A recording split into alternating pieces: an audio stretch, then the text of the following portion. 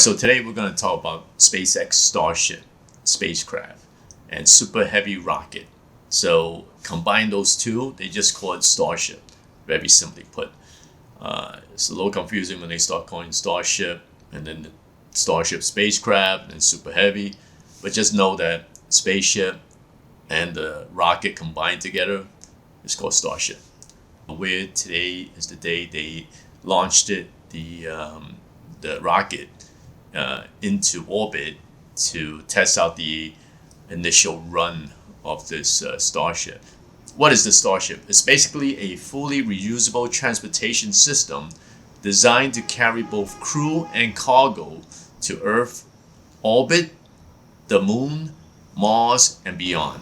So Starship will be the world's most powerful launch vehicle ever developed, capable of carrying up to 150 metric tons fully reusable and 250 metric tons expendable. It has a height of 164 feet, a diameter of 29.5 feet, and able to lift payloads up to 150 tons. So Starship is a fully reusable transportation system designed to carry both crew and cargo to Earth, orbit, the moon, Mars, and beyond.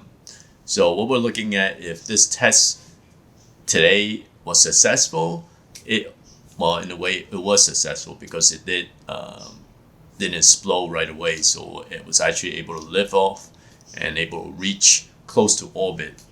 This gives us a map of what we can do in the future with this rocket. And there's a lot of potential. So hopefully maybe within the next couple more years, we can actually send something to the moon, and then after that to Mars. So today was a very exciting day for SpaceX. It initiated the first launch of Starship, and what happened was that the Starship did launch into the air in southern Texas today. However, it did explode before it reached orbital space.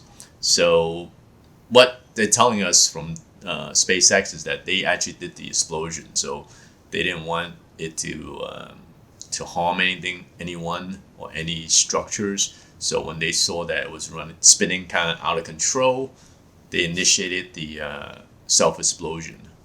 Now Starship and the booster cleared the launch pad and soared to almost 25 miles high before it blew up.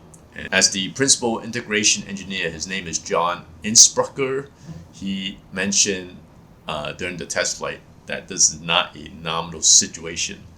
And so when that happened, they actually did the self-explosion. All right, so what is so special about Starship? Well, for one thing, Starship is designed to be reusable. So in other words, that rocket, super heavy, after it launches Starship into orbit, it comes right back down, as you saw in other videos, and it'll be able to be ready for the next mission pretty fast. So that's one thing. The second thing is that Starship is designed to be refueled in orbit. So this allows them to bring a lot of people, a lot of cargo, and potentially into deep space without worrying about how to fuel themselves, because they will have a fueling station up there. And believe me, this sounds like Star Trek to me, because it's incredible how they have put together a working system to do this. Plus, this reusable factor in the Starship is so efficient that NASA actually wants to use this for its planned Artemis missions to the moon. So NASA is also looking at this launch to see if this is actually something they can use to carry telescopes or make planetary missions into deep space. And if it's cost efficient, which is the number one thing, because when it comes to space exploration, it can cost billions, if not trillions of dollars. So by reusing a lot of these parts, it can save a lot of money. Summarize, the Starship launch is important for these several reasons. Like I mentioned again, one, space exploration. The Starship's designed to be fully reusable spacecraft capable of taking humans and cargoes that go far beyond the moon. And the successful launch of this Starship, or the beginning launch of the Starship, will be the first step in space exploration. And second reason, commercial spaceflight. If this launch of Starship is successful, it will lead to the viability of commercial spaceflight, which means there'll be more of people, private enterprises, maybe leasing or creating their own starships to offer flights for commercial purposes. And third, climate change. The Starship is being hailed as a means of mitigating the effects of climate change by making space-based solar power a reality. So the successful launch of this Starship will bring us one step closer to achieving this goal. And four, last thing is that Starship will offer us inspiration. Imagine all the kids looking at this and looking at how successful this Starship launch can be, and they decide to go into space exploration. For future generations, this is unprecedented. This will encourage people to think about the possibilities of space exploration and how we can use technology to solve some of the world's biggest challenge.